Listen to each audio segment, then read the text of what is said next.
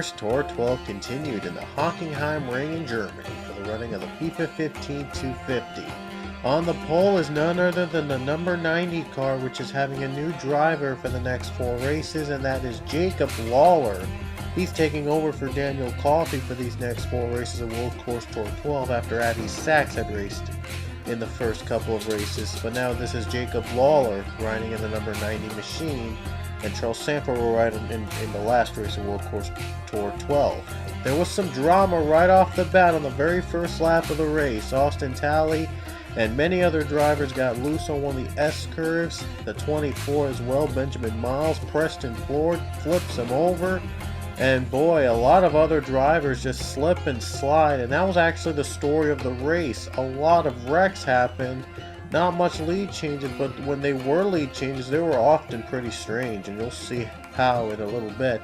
Johnny Gardner also got loose on the corner with Jasmine Acosta in the 22. And other drivers trying to avoid the wreckage, the carnage. They're really not used to this kind of turns, these treacherous turns through the S curves of everywhere. As you see, like Isaiah Bernesh also gets a piece of it. In fact, on the first corner of the race, Isaiah Bernesh got wrecked by the 88 of Cody Hagan. And that was a big wreck along with Jack Blake in the 18, and the 97 Joshua Balkin gets involved as well. A lot of smoke on that first corner. And like I said, there would be a lot of drama, cautions and wrecks, and a lot of drama actually in this race. They had pit stops early on, and George Rourke took the lead after the first set of stops. And we have a big spin in the back of the leaders, as you saw there. The 96 Angel Navarro got a big spin out. And then you see the 6 Mark Riggleman and Luke Walker contact with these drivers. 77 is also in it, and the others are also involved as well. And Jordan Davis also got a spun too. George Rourke would continue to lead to the race back to the caution until he slows up, runs out of fuel. He stayed out. He was one of the drivers that stayed out of the first set of stops, and it does not pay off. He runs out of fuel before he can even reach the caution flag. And Cody Hagan and the 17 as well of Kyle Collins got into an S-curve, trouble on the S-curves. Here's a tour around the Hockeinheim ring. It is longer than the Shanghai circuit and the Silverstone circuit, both F1 courses we've been to in World Course Tour 12. This is another one, believe it or not. It alternates with another track, which I can't really come up with the name right now. Yeah, I don't know. There was another track in Germany in the F1 circuit. It alternates with this track for the German Grand Prix. But anyway, as you see, here's how it's tough. It's really tough corners. A lot of slow corners they have to go through. A lot of dirt they have to go through. And a lot of traps they have to overcome.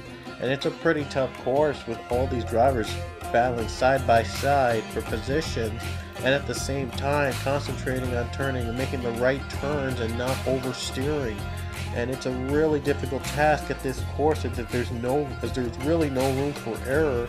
You see a couple drivers, they have to take long stops to the S-curve and get slow, and it's so slippery, in fact, that our tour guide just slipped on one of the corners.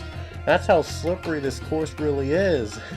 It's that slippery. It's like so tough that our tour guide slipped up on one of the corners, and we have a new tour guide up in the front. And yeah, they see the lap cars behind him, ahead of him, and to be in fact, and it goes to show you how it proves that that's really a tough course to go to Hockeinheim ring. It's really yeah, I couldn't emphasize that enough. It's a very tough course, and we're almost done with the course. By the way, there's a lot of commotion. There was a lot of drama in this track, like I said. A lot of confusion. There was a confusing results at the end.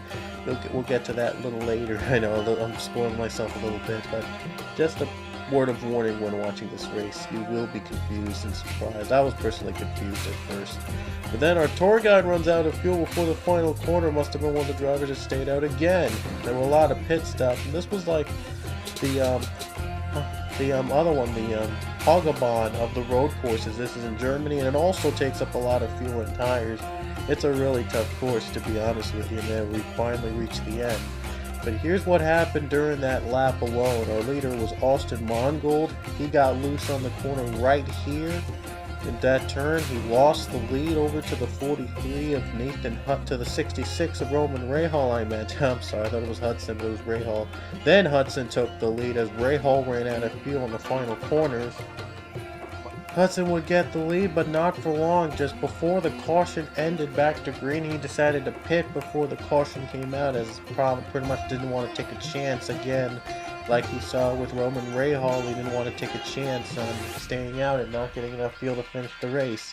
But Mark Riggleman was willing to take that risk as he takes the lead. He came all the way from 13th all the way up to the lead on the restart, and that's because all the drivers in front of him decided to pit either on the lap before or before the green flag. But there was more wrecking to be held, with Chris Washer, Nicholas Guerrera, Cody Hagan involved as well. A lot of drivers slipping, and there you see Isaiah Bernesh in the 28 trying to battle with the 10 of George Warwick. This was going to be a battle for second to the line, but then it turned to a battle for the lead as Riggleman just came up short of making it on fuel. You'll see him on the top left, and the 28 Isaiah Bernesh took the lead away from everybody else, heading into the final restart of the race. Again, more pit stops, and Angel Navarro would take the lead on the final green flag run of the race. There you see the 90 Jacob Lawler not getting a good welcome back to his other drivers. The 20 Connor Brayton spins him, and then you see the 9 Michael Walton dumping the 90 of Jacob Lawler, and then Lawler comes back, retaliates, and hits the 9 of Walton. Now this is where the confusing finish happens. Here you see Navarro was leading just before the caution. He spins out on the corner, gets loose, does not get back up. He runs out of fuel anyway. He was about to run out anyway. I thought it would be DJ Curtis the lead, as you see, but he was actually a lap down. So was Austin LaPlante behind him. It was all shuffled up. Hawkins passed by the 96. He wasn't the leader, neither was Trevor Gelfie. Guess who was the leader down to the final caution? It was none other than the number 3 of Luke Walker. As you see on the top left of the scoring system, Luke Walker took the lead. I'm not sure how he even got that far to take the lead, but here's how he was able to get it. Connor Breen slow on the track after spinning Michael Walton and the number 90 Jacob Lawler. Then the 31 Sean Harper, who was running in the top 10, slowed up, ran out of fuel. Everybody else started to run out of fuel. Even Nathan Hudson was second behind Navarro to the green flag. He runs out of fuel, and there's Navarro he passes by, and Luke Walker, through all that traffic, took the lead under caution for the final time of the race. Wow, it was such a confusing, wild, and unbelievable finish. Luke Walker, he spun earlier. We didn't think he was going to get a win for TA2 at this track, but Luke Walker overcame all odds and led to the caution. No challenge from the no challenge from the other drivers, and coming off the final corner, Luke Walker would take the win here in the FIFA 15 250 at Hockeinheim Ring, Germany. What a way to get TA2 Racing its first win of Season 12. It was incredible.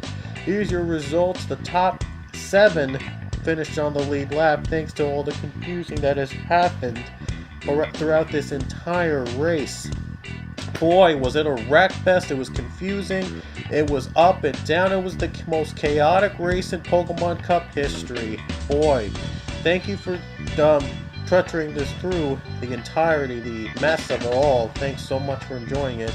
But anyway, next race at Suzuka Circuit, the Duels of E&I. 2 races, 21 drivers each in the Suzuka Circuit in Japan. Sure to be fun. We'll see you back in Japan.